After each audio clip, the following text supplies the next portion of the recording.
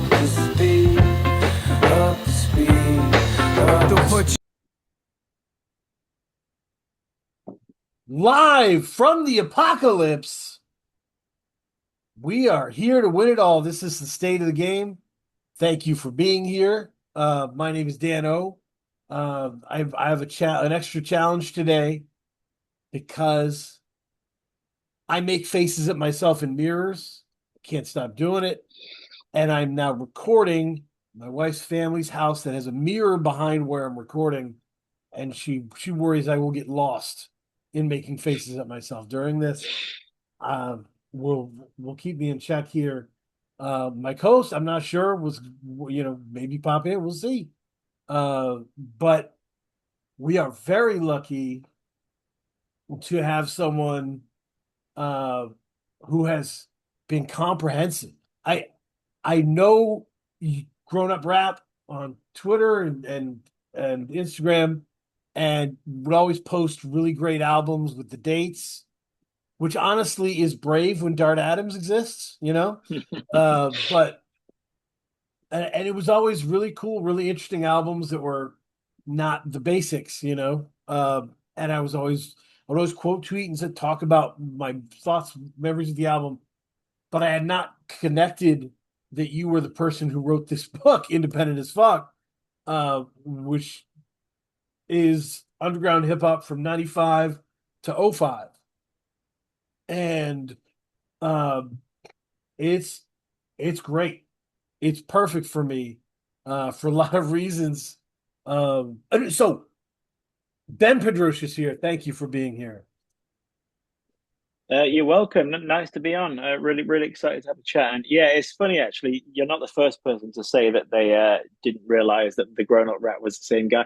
So originally, before I started Grown Up Rap, I actually had my own accounts under my own name, but I never use those anymore. I don't even know what the logins are. Like they're out of date as everything. But so yeah, people are kind of like connecting the dots and realizing it's the rap history guy. So That's awesome. That's awesome. So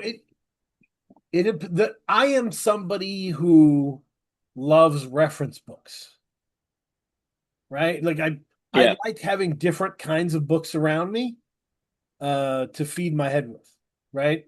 I have a philosophy and economics shelf, I have poetry over there, and I have a reference bookshelf because sometimes I want to read what Mussolini said the problems with capitalism are, or what just boxing records from the 50s and 60s, so this is squarely within that wheelhouse for hip hop. Um, and I really admire the patience it takes to get something like this done. When did you know you wanted to write this?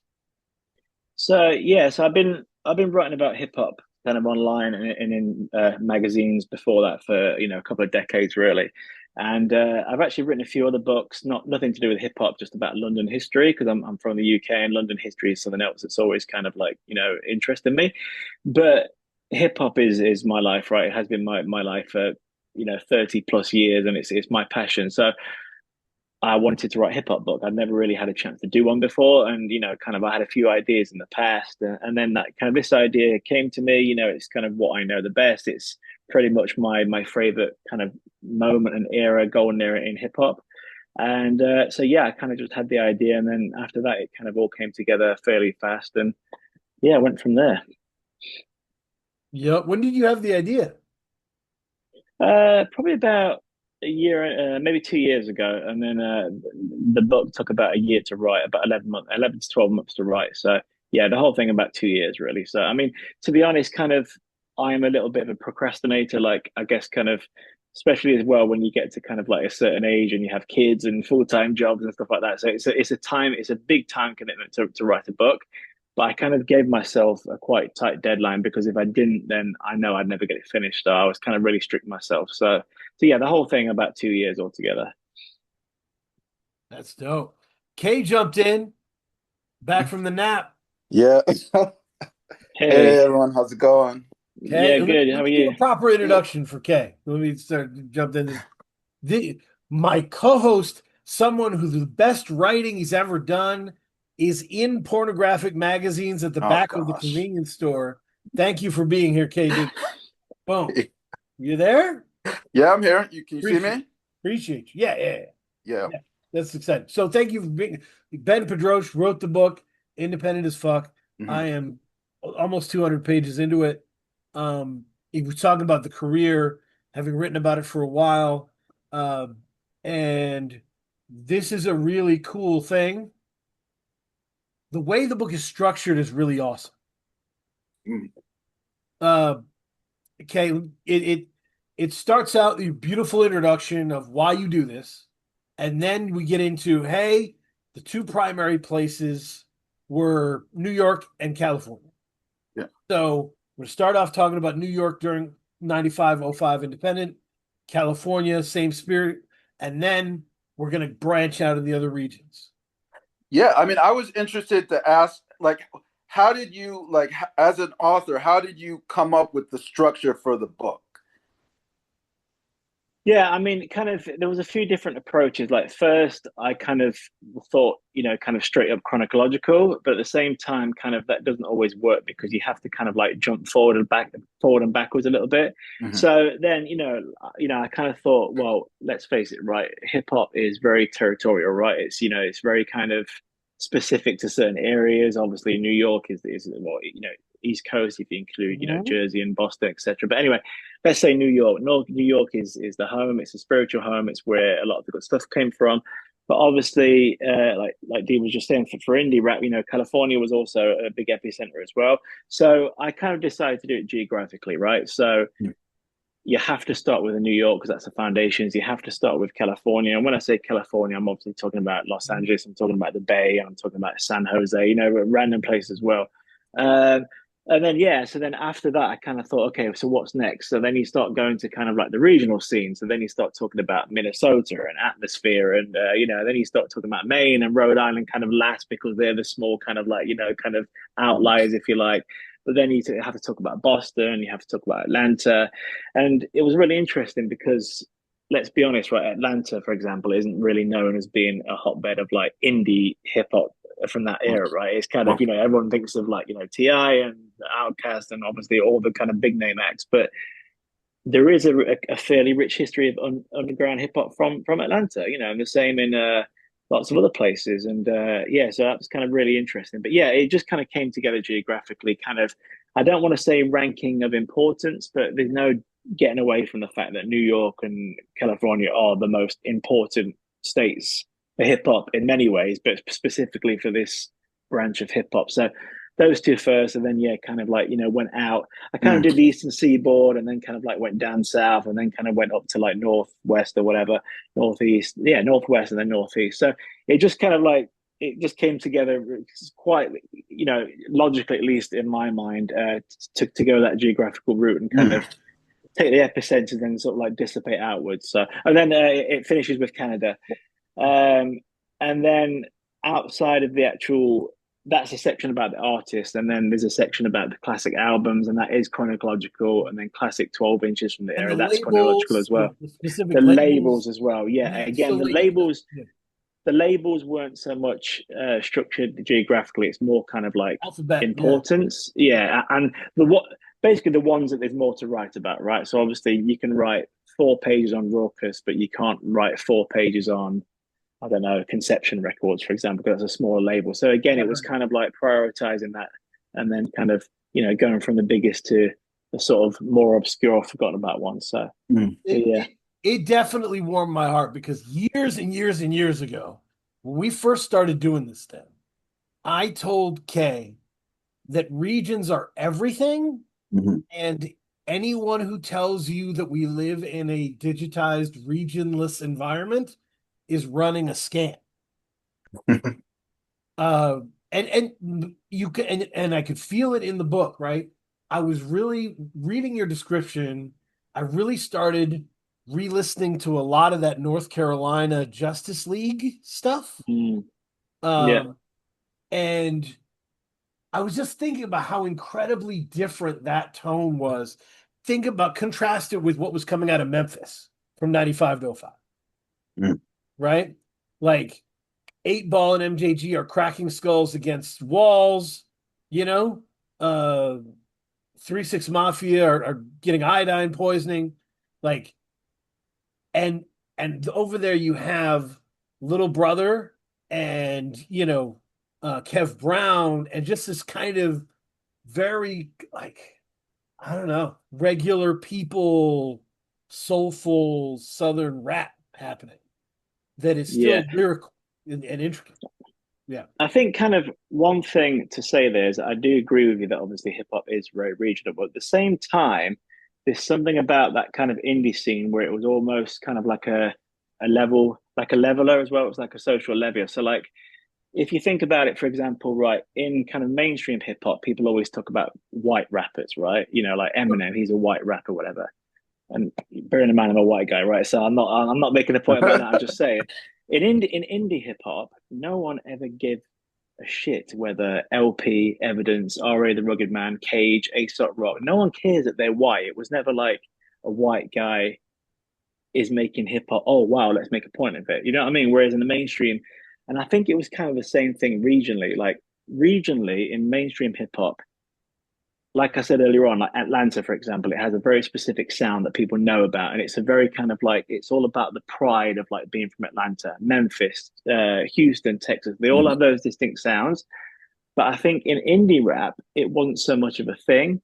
And again, I think that was a leveler. So like, it didn't really matter whether you were like Slug from Minnesota, you could easily jump on a record with LP, or you could jump on a record with Dilated Peoples, and it's all just dope hip hop. So it's kind of like it put everybody on an equal footing. Now, I'm not saying that indie artists weren't proud to be from Atlanta, for example. There was still that proud, but I think it's kind of, I guess the point I'm making is it doesn't matter where you're from, whether you're white, black, or whatever. If it's dope hip hop, it's dope hip hop. And I think kind of at least in kind of the mainstream, people put a little bit too much weight on where people come from when it doesn't really mean anything, right? You know, and kind of proof of that really is like, you know, Drake, for example. Like Drake is not my kind of thing at all, right? But nobody really calls Drake a Canadian hip hop artist, a rap artist. He's just a rap artist, right? So I guess kind of like Drake is a little bit example of what I'm saying was happening in the indie thing. So I get what you're saying that hip hop is 100% regional, but at the same time, that era that I talk about, I think it was kind of it was like a leveler, sort of like it didn't really matter so much where you were from. That makes sense. And I think, I wonder how much of that is because money, right? Dependent, like using Eminem as an example, right? As you pointed out, and I forget this like everybody else, but he comes from this underground. Like absolutely, he's not an artificial thing, right? And so he's from this independent rap scene, very much so came up through it. And when he was coming up through it, it was just, this guy's dope, right? Yeah, and that's what I'm saying. Yeah, exactly. Right. Yeah. When him becoming a white rapper becomes an issue when he is Diamond, because at that point he's taking up space in the market, right? And everything's an issue at that point. Well, right, the race becomes like a marketing technique used. It becomes like you are taking up financial space in the market other people could be in, so they're a little pissed, right? Like it's almost the equivalent of the Oscar movies when they run campaigns against each other, right? Like with the big movies, and they're like, "Get out of my space," you know. I mean, it's also what's happened with Beyonce, right? With country music, you know, like basically country music are like, well, piss off out of country music, you know, kind of like so it's the same kind of thing, right? So the market it becomes a money thing. Yeah. When to your point, you're putting on an independent rap show, you're just looking for people who don't suck. You know? Yeah. If you're Filipino, that's fine. Like you know, if you're gay, that's fine. If you don't suck, that's what I'm looking for. I'm looking for people who are good that can be on this bill with us.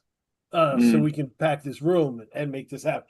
It was still very connected to the ground floor, right? Like LP, I had this moment. I'm rewatching Ted Lasso with my son because he's a big soccer. And at the end, I think it was season 2, like Run the Jewels song comes on and LP is the first voice. And I was just struck. I'm like, this guy ran a label from his apartment. Like him and his friends sat around, like high, I assume, but sealing up this stuff and mailing it. And now he's soundtracking the end of Ted Lasso season. Like, that's so wild. Yeah. Mm. I'm sure you were struck by some of those moments doing the book, man. Yeah, absolutely. Yeah, yeah. I mean, yeah, LP is kind of like a real kind of like an outlier, really, from that scene, right? Because I mean, LP is like a hero to me. Like, he's been involved in so many movements, especially in that era. But yeah, I mean, to see what he's achieved and kind of what he's become, and he's got more success than he's ever had. Yeah, it's really great to see, and yeah, that's a direct child, if you like, of that scene. Yeah. Mm. Yeah. So I wanted to talk to you about the birth of independent rap, because I think there's people are it's rap is old enough now where I think people don't realize there wasn't always independent rap. The early stages were probably, and correct me here if I'm wrong on any of it, the early stages were house party stuff. Like people were doing this because they wanted to have fun and showcase who they were, you know? And it wasn't till those first records, Sugar Hill Gang stuff started hitting, everything started hitting, that the message that was like, oh, you could actually put out an album too. Mm. And then people were just going to labels. So we and I think like Sick With It Records as an example is probably, I think that started before 95, right? I think that was 91, Yeah, I think so. 92. Yeah, yeah. So that stuff was around, but it was considered so insane to do that it wasn't a method that was utilized by many people. Yeah, I mean, I think the distinction is so in the era that I talk about, which I kind of call it independent hip hop and underground hip hop. I kind of use those terms Yeah. interchangeably, Yeah. but you're right. So independent hip hop. I mean, obviously, this is other genres of music as well, not just hip hop, right? But obviously, we're talking about hip hop. So it's kind of defined by two things, right? It's defined by the sort of business side of it, which from a very basic level means you're not on a major label, basically, or you're not on a label at all. You're either on a label who itself isn't on a major, distributed or owned by a label, or you're not on a label at all. And then there's the aesthetic side. I'll come back to the aesthetic side in a minute. So in the book, you would have read that I mentioned that I'm strictly talking about that underground era. So I'm not talking about Too Short selling records out the back of his car. Yeah. I'm not talking about DJ Screw selling records from his mum's house. I'm not talking about E46 with it, like that kind of thing that you just mentioned. I'm not talking about that. What I'm talking about is that business model of releasing everything yourself, or being with a label that's releasing everything yourself. So you're financing it all yourself, you're taking all the risk. But we all know that underground era had a very specific aesthetic and a very specific sound, and that's the era that I'm talking about. So you're talking about thick kind of sort of post boom bap, whatever you want to call them, drums, and the scratched and distorted samples and piano chords and all that kind of stuff. That's the sound that I wanted to capture. So I thought that was quite important to make that distinction earlier on the book, that I'm not just talking about the ecosystem of releasing music independently. I am talking about that, but I'm also talking about a very specific moment where the sound was very distinctive, and that's what we all think of when we think of underground hip hop, right? We think of raucous, and we think of hieroglyphics and those kind of things. So that makes sense. Yeah, that's an interesting point. It's almost like we're not talking about the act of independently selling your hip hop. We're talking about the expectation that you have to go to a label being released. Yeah, we're talking about the business, but we're also talking about the ethos and the kind of like the mentality behind it. Because, like, for example, if you're Too Short, and this is no criticism of Too Short, but Too Short, I assume, when he was selling records at the back of his car, he was actually trying to be a millionaire, right? And whereas if you're somebody who's releasing a 12-inch that you've recorded in your house, and you might get some distribution through Fat Beats, it's probably not your first goal to become a millionaire, right? You just want to put out great hip hop. So again, it's that kind of ethos and that kind of mentality behind it. Uh, yeah, that's what I was trying to capture. Yeah, so I had a quick question. So how would you, like 95 at the start of this book, like how would you define the ethos of the major labels, like the major artists? Where were the major artists at this time? Well, that's a good question because if you go back to the early 90s, well, 1990 to 1993, 94, you Mhm. have the artists, hip hop artists that are on big labels are this stuff that we now call, like conscious or classic or whatever, So Pete Yeah, Roberts, yeah, The Ox Move, Gangstar, Black Moon, they were on big labels. But by 1995, you're starting to get towards, like the bad boy era, and you're starting to get towards the shiny suit era that we're all talking about. So I think, in answer to your question, at that point, major labels started, at least it appeared this way, they started to care less about how authentic, how kind of deep, meaningful, complex the music was, and they just started kind of aiming for the kind of lowest common denominator, which is, as I say, where you very quickly within a few years you're in the shiny suit era, where it's all about money, it's all about excess, and it's all about kind of Mm. extravagance. And I think basically the shift was that okay, we just want to make money, and this is the kind of stuff that we want people to make money with. So let's make it as shallow and hollow as possible, and let's just make it completely disposable and shallow, and let's just go that route. And that's when the kind of indie rappers started to kind of rebel Mm. against that and sort of like rebuild their own thing, kind of us against them. If you're not going to listen to us, we'll do it on our own. We'll do it independently. So and maybe it's like we talk about this with rookie season K, where like they don't have the scouting report yet, so Mhm. they don't know how to defend you. I think the 90 to 95, a lot of crazy stuff got, Scarface was platinum, like because they didn't know they didn't have the sample size for what was a hit and what was not a hit Mm. necessarily. They were just taking swings. And maybe from 95 on, the big labels have their rubrics and blueprints of what they want, yeah, and they Mm. exclude what they don't want. But it creates a cycle Ben knows very well of they reject the artist goes independent, becomes a big deal, and they either sign that artist back or create their version of that artist and put them yeah. back on, to fill that spot. Yeah, and as well, kind of going back to the regional thing. So by 95, everybody's still kind of got Dre and Snoop in their ears and everything, and Yep. Dog Pound, and Yep. then obviously Tupac on death row. So if you use California as an example, how hard must it have been for, like, I don't know, Murs or someone like that, right, to approach a major label and say, hey, this is the hip hop I'm making, and it'd be like a million miles away from Dre and Snoop and Mac Mm. 10 and Ice Cube. So again, like that's when the big labels kind of shut out anything that wasn't money making or didn't have that potential, and kind of locked everyone else out. And yeah, and that's when they had to kind of rebel and do it their own way. But to your point, and I don't know if you've heard this, Ben, like I heard the the good life Project Blowed rumors and mythology is like endless. Yes, yeah. And one of the parts of the mythology is that Eazy-E went to the Good Life, saw Freestyle Fellowship, and then turned to Bone Thugs and Harmony and said, "This is what you need to do." Yeah, I've heard that as well.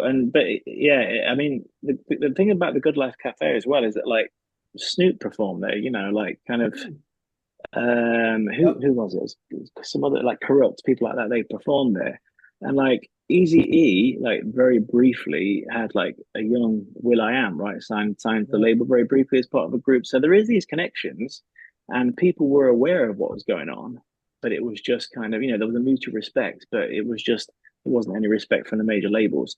And if you look at it from another perspective, if say like I don't know, Jurassic 5, right? Say Jurassic 5 had got a huge major label album deal, their music wouldn't have sounded the same as it did being indie, right? Because they would have had to compromise something. They would have had to change their style. So obviously the record label needs a return on investment, right?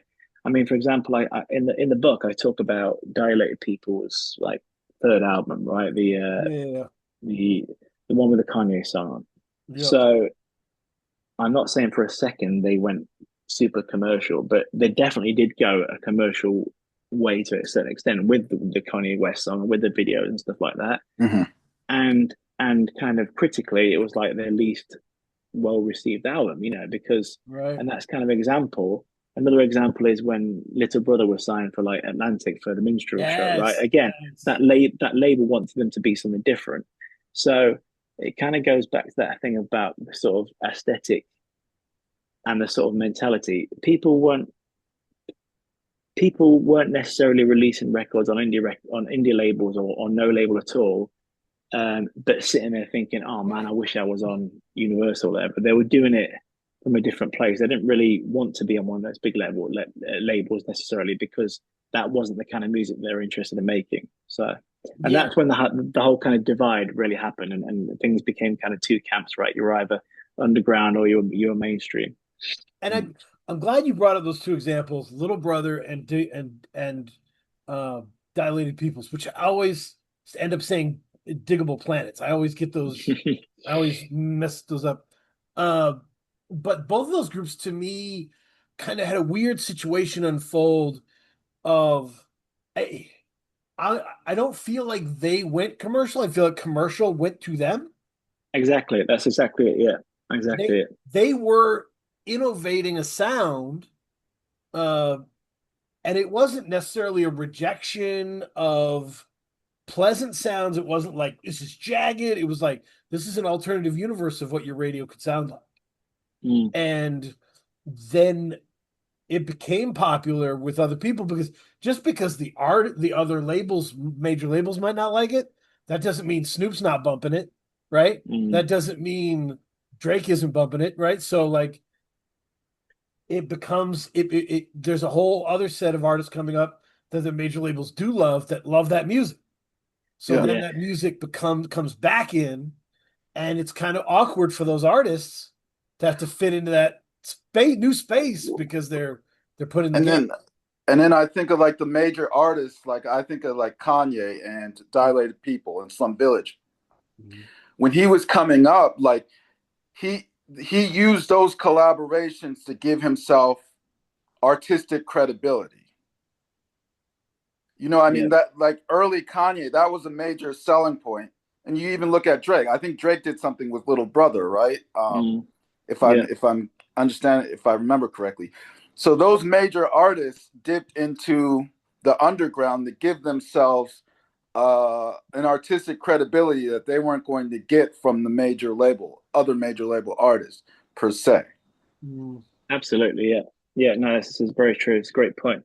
And as well, you mentioned that the way you worded it, it was perfect. Like you say, it wasn't the indie artist trying to flex towards the mainstream labels. It was more the mainstream labels trying to kind of flex to that, and that's been happening throughout hip hop history, right? So from everything like the obligatory ladies track in the early 90s, or like or the late 80s, early 90s, the obligatory hip house track. That was all that kind of thing. That was all like asking the artist to kind of bend in a way they didn't necessarily want to bend, that they had to bring some sort of commercial appeal to it. So Mm-hmm. it's all Right. been going on. And It's I mean, always happened basically. way back, right? Like there's rumors, Kay, that like Stevie Wonder heard Donny Hathaway and it changed how he, Mm. wrote ballads, Mm. right? Like maybe there are labels who didn't understand what Donny Hathaway was doing, but Stevie Wonder, being Stevie Wonder, he Mm. saw it, right? Mm. So like that kind of thing has always been around, where executive ears are behind artist ears, and like to the point, like Snoop is in the Good Life documentary. Mm. Mm. Like he's But one of the points I make as well is that, and again, I kind of have to be careful because I'm not like, obviously we all want to be millionaires, right? We all want to make money, right? oh Whether yeah, you say oh it yeah. or not. But what I mean is there was kind of like, by being on an indie label and not focusing so much on making money or whatever, it really opens up a greater sense of artistic freedom to do what you want, right? And again, that happens in every walk of life, right? Every walk of music, from Springsteen turning away from Yep. Born in the USA to making the Nebraska album, Mhm. completely stripped Yep. down. It's kind of like, so that's another point that I push in the book as well, that there was a real sense of freedom to do whatever they wanted. And that is how you get Cool Keith, transitioning from late 80s ultramagnetic MCs member to being like a real esoteric, like Mhm. one of a kind act. That's how you get someone like Del the Funky Homo Sapien, who Right. one of the first people in hip hop who shows people that you don't have to be a tough guy, gangster, mafioso wannabe. You can be zany, you can dress weird, you can make weird lyrics and that kind of stuff. So that kind of artistic freedom wasn't really afforded to people who were working on big labels, and they had to just, give the label a return on investment by giving people what they wanted. It was a safe space for people to kind of try new things and take hip hop in whatever direction they wanted, basically. Mhm. Yeah, no, and that is a point to build on. In terms of, we talked about this, Kay, right? Like that in the early parts, like say early 90s, rap labels were chewing through artists and they would get like one or two albums, Mhm. you know? And then they would be out of date because the whole sound would change in 3 years. So if you took a year off or 2 years, or if your album got shelved, you were done. There was no, you couldn't go on Instagram Live and speak to your fans, right? Like there was none of that. Mhm. You were just not being talked about for years. Um, and so major labels were either chewing through artists. Here's your one album. Okay, that was good. Next album didn't hit big numbers. You're gone, or shelving them and letting their stuff die out. And the independent stuff, the more I read about it, the more I was like, people got a full body of work. Oh, are you there? Did I fizz out? We can hear you, Me? but you're a little bit. All right, Yeah. cool. We can hear you, but you're a little bit laggy, I think. All right, right on. Yeah, I mean, it's internet stuff. But That's yes, better now. but you That's better. have like somebody like Med, right? From California, but like Oxnard, right? Not necessarily LA. Uh There and we go. mm, Yeah, you're breaking up. again. Yeah, there you go. Now you're back. All right. Somebody like Med had a full career, was able to put out full projects with some of the best people out there, and may not have had that shot, like, or may have had one album if he was on a major. Does that make sense? Yeah. Yeah, absolutely. Yeah, for sure. Yeah. So it gave people careers, and when you were breaking all this down, I mean, I was a huge fan of a lot of this stuff, but looking at it with dates and context, I was like, good God, like the early wave of hieroglyphic stuff is is impeccable. You know, the initial like first what 4 or 5 years, that's incredible. What they were able to do. Yeah, I mean, in terms of how deep the catalog is. So, and this speaks to what you just talked about, right? If they were on a label, then like Pep Love, for example, wouldn't have got to like 5 albums, but on the Right. independent scene, he can put out how many albums he wants. So, but yeah, Yep. that Hyro kind of combined catalog runs very deep, and it definitely proves that you can do whatever the hell you want if you do it independently. So And it I doesn't and mean I all those think, albums are good, by the way, but it means that whether it was good or bad, it got released, whereas it would never have happened on a big label. but to your point, like one of the things that I think really helped us understand, because artists are always complaining about labels, it happens, right? And it's some of it is like, okay, you're just mad at work. But a lot of us, when we heard Future Development, which was supposed to be the album to come out and didn't come out, they rejected it. And we were like, this album's amazing. This is Mm. a brilliant album. Uh, it kind of reaffirmed for us, like, ooh, that's not, these guys may not have the taste that they say they do, you Yeah, know? Mhm. and Hyro is an interesting point as well because so kind of Dell and Casual and um, Domino or whoever, and same with obviously Cool Keith again, and same with Doom, right? They were all on major labels, right? At some point, they were on Elektra or Jive, whatever, and their deals with those labels, they were dropped. As soon as they weren't going to make any more money, then the label didn't care about them, right? So it's kind of interesting that I keep pushing this point about how independence was really important for kind of building something from the ground and it being sort of anti-labels. But it's quite interesting that like one of the biggest, most important artists, well, three, if you say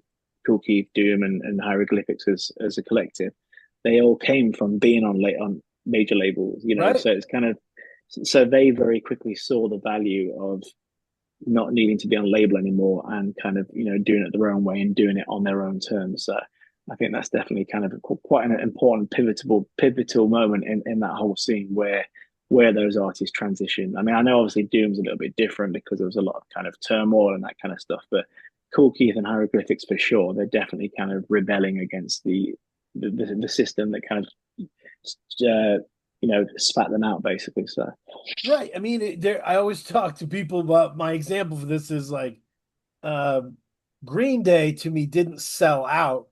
If you get those guys in a room, they're going to make fun hits. That's what they do. That's what they've been yeah, doing since they were 16, right? Like uh some people the labels fit them because of that, right? Some people when they get in the booth, they make ringtone rap. They make really good ringtone rap, you know? And good for that. But some people don't fit in those spaces. yeah. And so the independent 95 to '05 started to see the blossoming of these are alternative spaces. Mm. Yeah. And it helped some of the like absolute, I don't know, shining stars of that stuff. There were people in that scene, K, who everybody felt could out rap anybody in the world. Juggernauts, Micronauts, on and on, right? Like, felt like you could put them against anybody and they would out rap. Mhm. Because they were so dense and intricate and beautiful. Yeah, absolutely. So, yeah. Was it was yeah, I mean, what was in your mind, Ben, because we all have spots and beloved stuff. Was there anything you couldn't wait to write about? You were like, I'm excited to cover Um, this section, or people that you would like everybody to listen to and know and understand. yeah, there's a couple of things I was really kind of like really looking forward to writing about. Like, and label wise, it'll be. Have we lost you again?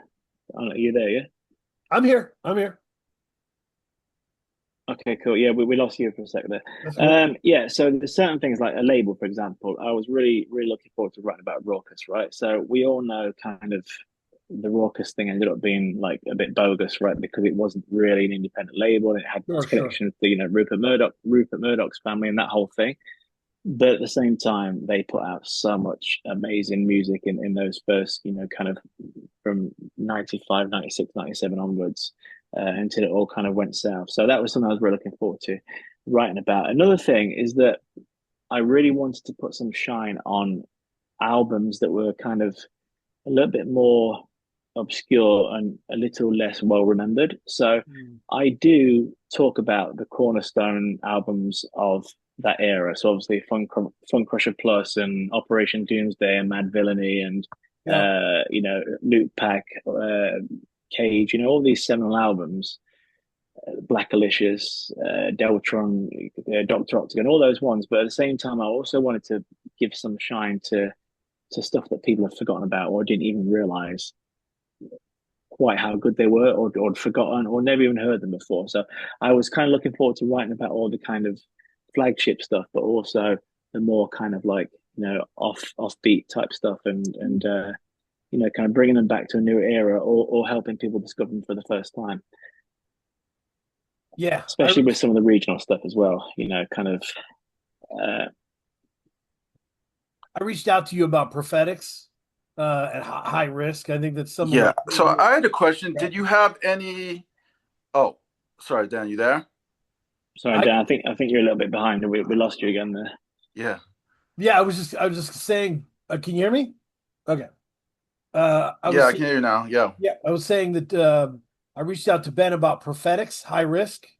It's a really dope album, and Yeah. I think it's some of my favorite scratching that I've ever heard on a rap record. Uh, just really incredible, John Doe production. It's great. Yeah, and super dope. But yeah, go ahead. Okay. Yeah. So I had a question. So were there any, like doing the research and writing this book, were there any preconceived notions or thoughts that you had about this topic that were challenged or changed in the process of writing the book? Yeah, I'd say the biggest kind of preconception I had was, for me personally, I kind of assumed that it would all sound amazing still, the music from that era. And so obviously a lot of it does, but there Mhm. are quite a few things that aren't aren't quite as good as I remember, and they have aged quite a lot. Mhm. So, for example, a lot of the kind of the artists that were doing a lot of kind of Illuminati conspiracy theory type shit, that just to Sure. be honest, it sounded really tacky at the time, really like cheesy at the time, and but now it just sounds like ridiculous. Even though, unfortunately, we are living in a time in the US, especially where all that kind of stuff is happening now more than it ever did. People are believing these like crazy theories and QAnon, all that kind of shit. So ironically, even though when that's a time when that stuff would be more relevant, listening to that kind of stuff from that era just sounds like embarrassingly lame and really sort of like kind of really really tacky and cheesy. So that was a big misconception of me. So even artists that I kind of thought I really loved, kind of on retrospect, I don't love them as much as I did now. But on the whole, all my favorite stuff and most of the stuff in that area does hold up, and it has dated very well. But yeah, that was probably my biggest kind of conception that kind of ended up being a misconception. Mm. Yep. And that's why I wanted to give credit, Kay. Um, Ben can do the thing I can't do as a writer. My greatest weakness, I can't be unbiased. I can't be like level with that stuff. Like I'm driven by my passion. So like I read Independent as Fuck in awe because you're able to stay level with it, like, and break down these people's careers and cover what needs to be covered. Uh, but you're also able to like say this person died tragically, or this person has become a terrible person, and like do it without all the purple prose that would come from me on that stuff. We're losing you again, Dan, I'm afraid. Okay. Yeah. Yep, that's awesome. Yeah, internet connection. But yeah, you're able to do that and get into all of the specifics that are high stakes specifics, but without the purple prose that would come out of me doing them.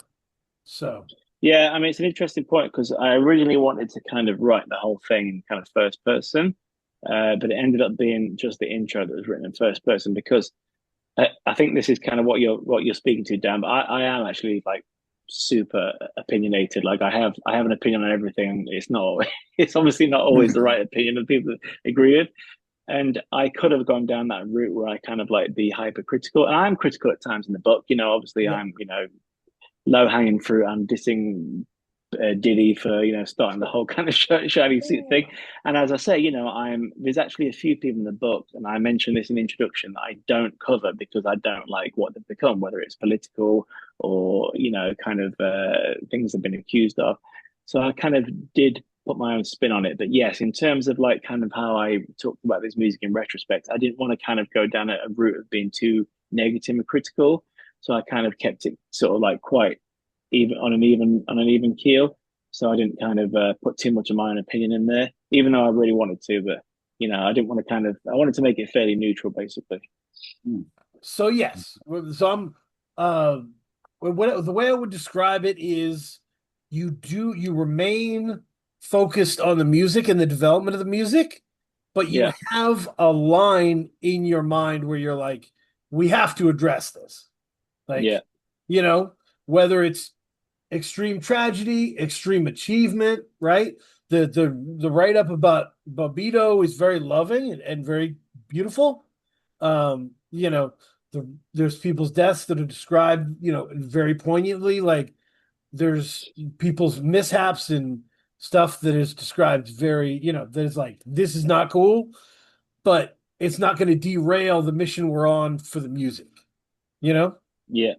Yeah. Yeah, and the deaths of rappers I thought was particularly important because, you know, it's insane how many rappers from every type of hip hop have died over the last, you know, like It's 30, awful. 30 years, right? But obviously we all, you know, understandably, you know, think of Pac and Biggie and Nipsey Hussle and all these big guys, but like so many people from that indie era have died, like, you know, kind of whether it's Double K or, you know, kind of people like that, but also people like some guy that no one remembers from Screwball, for example, or you know, like kind of Yeah, like things like that. So I kind of wanted to sort of make sure I was acknowledging the heartbreaking number of people from that era that have died, and it's way beyond just the kind of rappers who have died that everyone can remember, right? So I thought that was really important to document that.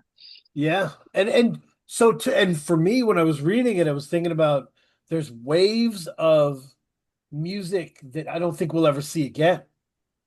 You know, specifically the People Under the Stairs, Ugly Duckling, kind of warm summertime, you know, everyman hip hop stuff. I don't think we'll see that again.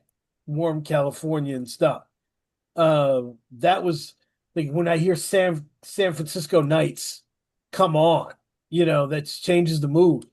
Um, Yeah. and I'm not sure. I was listening to Ugly Duckling, like no one's gonna make this kind of music. You know, this is part of what we lived through. Did you have that reaction listening to some of this stuff? Yeah, I mean, yes and no. I mean, yeah, it definitely captured a moment for sure. Um, Having said that, you know, independent hip hop now today, new stuff is in a great place as well. So that kind of the music, there are artists who are making that kind of music that comes from that same spirit, comes from that same aesthetic place. So I do think we will continue to see great kind of underground hip hop forever, hopefully. But I do kind of, to your point, I do agree as well that to a big degree, it was definitely kind of lightning in a bottle type situation. So Yeah, there's a lot of that. Yeah, yeah, yeah. No, it's yeah, and we there's a thing I talked about where somebody becomes so important within their local region that I like refer to them as the heart of the region, you know? Uh yeah. Reef the Lost Cause in Philly, you know, Trey the Truth in Houston. Like, do you have any of those people that you think are central to the book? In terms of regions, Heart of their region, everything is kind of connected through them. yeah. So I mean, kind of some obvious ones would be someone like Slug, right? And you know, kind of like essentially, Rhyme Sayers is always has been and probably always will be the Minnesota hip hop scene, right? Right. But you know, someone like Slug, you know, is definitely kind of worked with everybody from the era. So I say he's an example of someone who's the heart of that Minnesota. So we talked about North Carolina. So Ninth Wonder is probably the heart of that scene. Because obviously not only, you know, being a member of Little Brother at the start, but also kind of having all those connections with Justice League and Right. Rhapsody and Right. Caesar Right. Comanche and all those people. So yeah, those two people would be the ones that stand out. Kind of, I don't know, you could probably say, even though he's not from Boston, you could probably argue that someone like Edon is right at the heart Oh, of Boston in indie hip hop. You know, from working with everyone from Mr. Liff and kind of the what's it called, Mr. Liff's group, the Perceptionist, and people like that. You know, yeah. So yeah. I think those are three kind of good examples for sure. That's great. Those are great examples. Yeah. Yeah. Um, yeah. And so And the one of the last chapters is the future is now, right? Where you start talking about what's going on now. Is there another book in this where you would go '06 to whatever? I don't know. I mean, possibly, but I kind of think from kind of '06 onwards, it felt less of a kind of it felt less of a defined moment. It felt that kind of it's just it didn't really seem quite its own thing anymore. And a Mm, big part of this, kind of we all I've spoken about this elsewhere about the book recently. It kind of brings up a lot about kind of we have our own tribes, right? We have our own special things and we have our own special clubs. Now, for me, so for someone like me, I started liking hip hop when I was 11 years old, and it was basically very late 1992, early 1993. Right? I've just turned 44, so the timeline makes sense. So for me, coming into hip hop in 1993, I was liking current stuff. I was liking Dre and Snoop and all that kind of sure, stuff right at the sure. start. But then I've already had all those years before me that I had to go and do my homework on, right? I had to learn it. I had to go and find out about the golden era of '88. I had to find out about what happened in the early '90s, and I had to really go and do my homework. The indie rap scene that I talk about, I was living it in real time, so it felt like I was there right from the ground floor. So I was finding out about Company Flow and Fondle Records Sure, and sure. Juggernauts at the same time as everybody else, basically. And this is pre-internet, basically. For me personally, after kind of 2005, I didn't feel quite so much it was my kind of like secret club anymore. It just came serious. I guess I guess you could argue that maybe things like Mad Villainy crossing over to all different types of music fan kind of like is probably part of that. And I'm not saying for a second that was a bad thing, because the more people Right. that discovered Doom and Madlib was amazing, right? But yeah, for me personally, I don't think after that time period it was quite as a pronounced thing. Indie rap, it seemed more kind of just part of rap in general. So I don't know. Mhm. I mean, I'm only writing what I'm very, like most writers are, right? You're very selfish, right? You're writing Sure. something because it interests you, right? So what happened afterwards doesn't grab me and interest me anywhere near as much as that 10-year period before does. So I don't know. Maybe there is something in there. I don't think there's enough to write about in terms of underground hip hop now, because there's a lot Yeah. of people doing it, a lot of good music, but I don't think you can kind of sustain a whole book. But maybe, who knows? Yeah, maybe Maybe. maybe it's somebody slightly younger who their 1993 was 2006, you know? Yes. Yeah. And Yeah. and so for them, they make like blog era as fuck or whatever, you know? Yeah. And that's Mhm. they do that 10-year period. Potentially. Yeah. Yeah.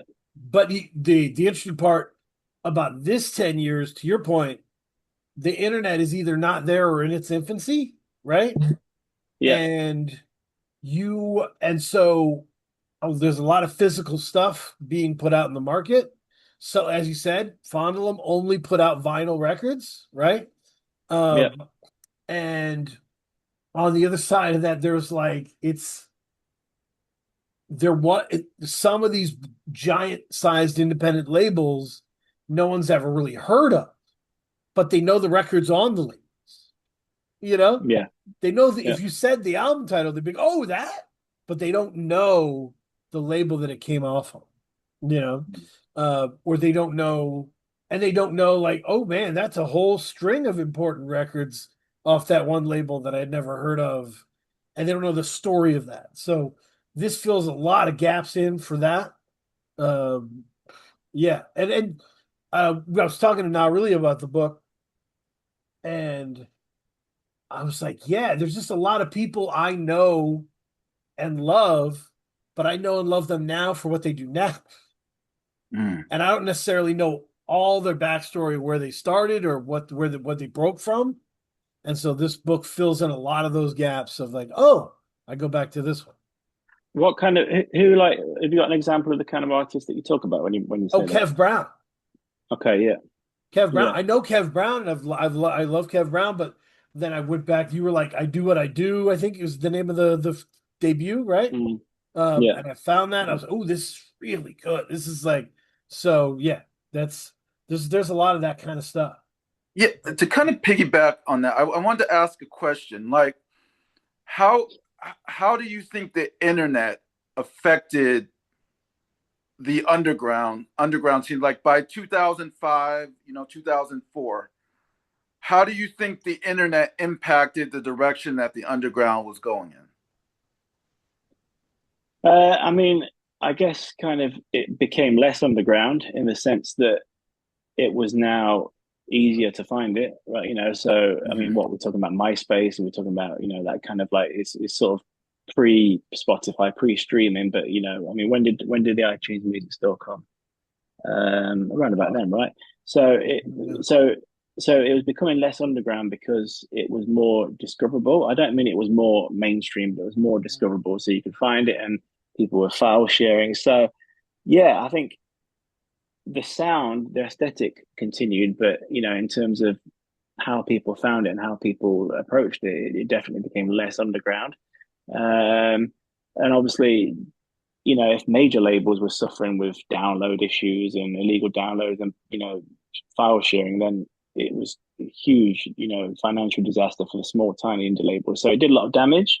But it all leads to now basically where if the average person who's never heard of, I don't know, Idea before and here's a random Idea song, and then they can go to Spotify and hear Idea's whole catalog, then it's a good thing. So yeah, I think ultimately it's been a good thing, really. Yeah, I mean, like, talk about the impact. Like, do you think it's a positive? Because I remember, like, '05 was my freshman year of college, and I have this distinct memory. So I remember, like, I was talking with someone who lived on the same floor that I did, and they played me, was it Funky, the home, I can never get his full name. Dale the Funky Homo Sapien, yeah. Yes. Yeah. So Yep. he played that for me, and that was the first time I had ever heard of him. Like, he's like, "Oh, you got to check this out." So it was almost like he was sharing, like, "Yo, this guy is not really talked about. Not a lot of people know about him." And he played it for me the first time, and I was like, I didn't even know how to comprehend what I was hearing.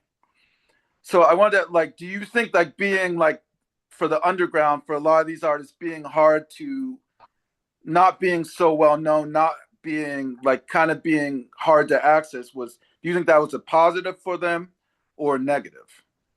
Positive, yeah, because I mean, kind of the more people can get to discover these guys, the better. I think, yeah, for sure. I think it Mm-hmm. was great. Yeah, Yeah. and like I say, now obviously everything's available to us whenever we want. So yeah, I definitely think it's positive for sure. Mm-hmm. Even Definitely. even even even though arguably it did lose some of its edge, because like I say, it was no longer kind of as kind of maybe underground as it were. It was more not overground, but maybe at least on the ground somehow. Right. Some Right. whatever Well, the and whatever the middle ground is. it lost a little bit of resonance, right? Because of Yeah. the hitting the schedules. Like I think about that with you know, Cold Vein was talked about for like 10 years. Mm. I think it became a classic over like a 10-year span of time where we kept coming back to it, kept discussing it. It kept being in the conversation, and that doesn't happen anymore. And somebody like Currency, who has like a bunch of, I think, that are classic records, Mm-hmm. classic albums, but he releases so much that there isn't the same discussions based on the old ones, you know? Yeah, that's a true point. Actually, that's a good point. And in that way, the whole kind of where we are now with the internet is kind of negative to a certain extent, because on the one hand, it's great that anybody can release music, right? We could the three of us could record an album and have it, on streaming services like in an hour, basically. But at the same time, it means obviously now everyone's releasing music constantly, and it's a lot harder. It's a lot harder to be heard, which is kind of the opposite of what I just said about it made it more accessible. But that's kind of like, in the last sort of 5 or 6 years. What I do find now is that the way that we all listen and consume and discover music now is that unfortunately albums don't really mean anything anymore. Right. So especially in something like hip hop. So if you're, I don't know, like Taylor Swift or Ed Sheeran or whatever, an album is still kind of like a big thing, right? Because people hype it up and people look forward to it. But now, especially in something like hip hop, like an album, it's lost all kind of its gravitas and it's lost its kind of importance. Like, if you're Rakim, right? Rakim released that album when it was it last year or like a couple of years ago. And it's like, in theory, we're all looking forward to this Rakim album, but then the Rakim album comes out and no one cares. And it's not because the album's not good. It's just that now people don't listen to albums much the way they used to. They don't listen to it all along. They grab a few tracks, and I do it as well. I'm guilty of it. I'll grab a few tracks from Spotify, or whatever. So that's another kind of negative thing about how we all kind of discover and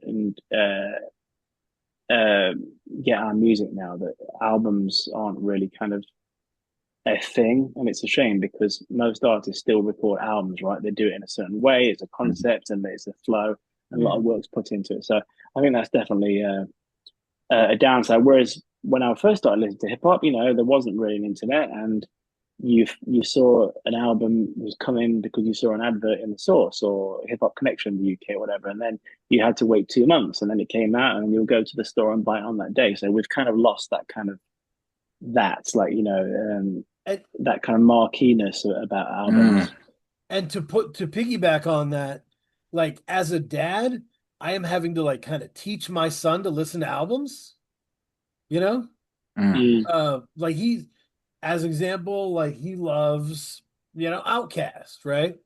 And I had to be like, listen to all of Stankonia from track one all the way. And he was like, it's long. That's long. And I was like, it is, and he really found stuff in there that he really loves, that he didn't know before. You know what I mean? So every summer, we agree on a list of artists that he's interested in, and he starts listening to new stuff from them. Like not new stuff. He asks me, "Okay, I want to listen to NBA YoungBoy. What should I listen to?" Right? I want to listen to Ice Cube. What should I listen to? And I give him who we should check out. Right? So, and he writes me a paragraph about what he thinks about the albums. But like, you kind of have to teach him how to listen to an album because the world won't do it. The world doesn't want him to listen to albums. No, I mean, all of our attention spans, even as grown-ups, our attention spans are just shot nowadays, right? We all get bored after like 3 minutes of anything, So yeah, so again, that kind of speaks to the fact that albums really don't have it as resonance to it. They don't resonate with a certain generation at all anymore. So yeah, you have to teach people what they're missing if they don't listen to the album, And I think we have to do better on that overall. And as well, a lot of the artists are to blame for that as well, because not every artist makes an album with the mentality of an album. They just get a bunch of tracks and just put them together, right? But you can still make a beautifully crafted, sequenced album now. It's just unfortunately not everyone's going to listen to it in the way that you intended. You remember how like Kendrick had that point where every song on his album was like on the charts, and people were listening to the album, and they do that with Kendrick albums. It's just more people should try and force that issue, and push that. But whatever, we'll see. Kate, do you have anything else before we go to recommendation corner? No. I mean, one of the things that really resonated with me was like the way you, like now, I think the book and speaking with you today really changed the way like I view underground. Like I don't view it necessarily as, like you said, economic, but more as like a culture. Yeah. Underground is sort of like a counterculture to the major labels. And all of these different regions were like a different flavor of that counterculture. So I think when you view like the underground as a counterculture type of thing, it kind of changes the context that we view a lot of these projects in. Absolutely, yeah. Describing it as a counterculture is 100% accurate. Yeah, that's it. Yep. Yeah, for sure. I would absolutely. It's definitely a culture. So yeah, recommendation corner. The XXL freshman list came out. It became a really great opportunity to make fun of Ian, who people love making fun of, and there's always going to be room for that. But I don't want to to obscure. I think there is one important person in that list, and it's Samara Sin, Cyn. And she has an EP that she just released, 5 songs called Backroads. Smino's on it. It's really dope. So people give Samara Sin a shot. Uh, she's awesome. And then let's go to some of the really weird stuff. All my stuff is from the book. It's just you know what I'm gonna do? Mood Pieces, Abstract Tribe Unique. That's another example of the kind of album that you might not hear happening anymore. Yeah. It's really unique and super lyrical. Yeah, and yeah, but also I've been on. I haven't listened to it yet, but I've been on a quantum thing. Uh, and I've been on a lyrics born thing. So I went same shit, different day. Uh, I haven't heard it yet, but I'm excited to check that out. But the big reveal, actually, no, you give yours, I'll come back. I've got a big reveal here. Ben, what have you been listening to? What, new stuff at the moment, or just in general? Whatever, just whatever, yeah. Yeah, I mean, kind of. This is going to sound really egotistical, but I actually keep finding myself dipping into my own book and then like kind of going and listening to stuff myself. So it's almost become like a reference book for Yeah. me, and it's like so it kind of like I kind of achieved what I wanted to there. So yeah, I've been going back and listening to a lot of stuff. It's funny you mentioned quantum because one of the things that really surprised me in the book was that I'd forgotten how dope a lot of that quantum stuff is. Like, especially the early kind of, when it was soul sides as well. So kind of Yeah. like even though I loved it at the time, I'd kind of moved away from it somewhat and I've kind of, dipped back into it for the bulk. And there was some stuff that I never heard before, like the Maroons album from Chief XL and Latif and things like that, So yeah, I've been kind of listening, even though I finished writing the book months ago, I've been kind of listening to that recently. In terms of new stuff, I post new stuff on the Grown Up Rap blog every week, and there's a lot of good stuff coming out all the time. I really kind of like this Lungs and Thick stuff that's coming out at the moment. They've got this new project coming soon. I quite enjoyed the Public Enemy album last week that came out of nowhere, That which was was pretty great. good. I liked it. Yeah, exactly. Yeah. Yeah, and yeah, just a lot of stuff in general that Okay. I'm always I want to kind of like to a certain extent my tastes are always stuck in the 90s, whether it's the indie stuff we just talked about or it's all the stuff from 90 to 1995. However, I'm not one of those hip hop heads that makes out that there's no good hip hop anymore, because there absolutely is. There's good Yeah. new stuff that's in that same vein coming out week in, week out, and you can find all the stuff that I like on my website. But so yeah, I definitely I'm listening to more new music than old music at the moment. So And like it just becomes a peaceful place for you, yeah, If I'm ever in a space where I don't have specifics that I need to listen to, um, I'll just throw on any casual album, yeah, like Truck Driver, whatever, whatever. And it's because all casual albums are fun to listen to. So yeah, I'll just absolutely, rock yeah. it. It's great. Um, yeah. So, um, yeah. Kay, do you have anything you've been bumping? I mean, nothing new. I definitely want to check out some of the recommendations that you guys have made on the show so far. So, But you do have a recommendation. We both have a recommendation, and mm. it is come to New York on the 15th of August, Young Ethel's, because Kay and I are taking a road trip to New York. Maybe, I don't know if it's a road trip, if there's a plane involved, but we are going to New York and we are going to try and meet up with people and have fun. And there's going to be a show, a FME showcase. Mhm. Everybody performing on the bill is someone we interview, uh, who means a lot to us. So it's dope. Like that's really, really awesome. So excited to, for everybody to see that lineup and come to the show and meet us. There's another thing you may not have known, Kay. Okay. we're hosting. Oh, what's I don't know what hosting entails, but yeah. So We're going to be on stage doing banter, introducing people. Are you ready? sure, let's do it. Ready? Suited and loaded. I'm excited for this. So yeah, we're gonna have special guests. Yeah, Not Really's been a gem to helping us organize this Oh, situation. Um, yeah, I'm just happy for it all to come together. So mhm. it's just a real cool thing for us. Yeah. So yeah, do that. Follow us. We'll be posting details, social media. Follow Free Music Empire. Follow KW Rollins too, Instagram. Follow Grown Up Rap on all social medias. Yeah.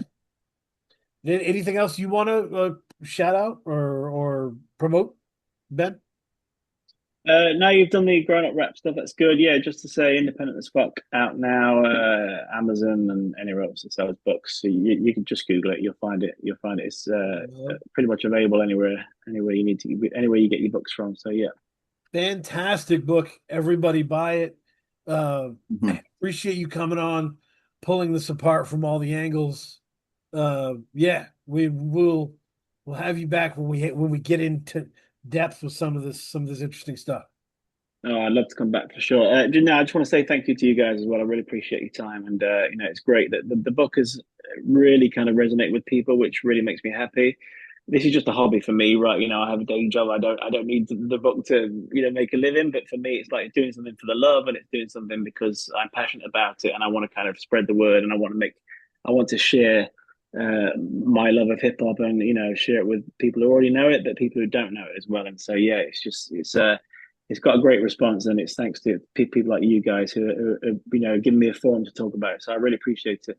Sometimes being in this space, it doesn't feel real, like in the Mm. independent space. And there was something where you were able to read the paragraph on Maine and read DJ Mayonnaise name in Mhm. that paragraph. And that's somebody that I ate lunch with every day at work for years. That's somebody Kay walked by and saluted in the hallways.